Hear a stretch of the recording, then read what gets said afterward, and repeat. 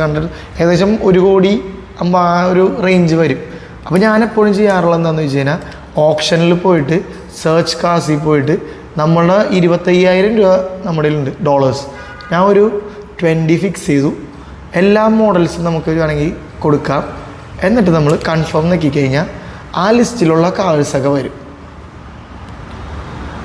ഇത് ഭയങ്കര സംഭവം ഉണ്ടായി. ഇതിൽ ജസ്റ്റ് നോക്കിയേ, ഈ ഒരു കോർവെറ്റിന് എനിക്ക് 7,000 ബിഡ് തൊട്ട് തുടങ്ങുന്നുണ്ട്.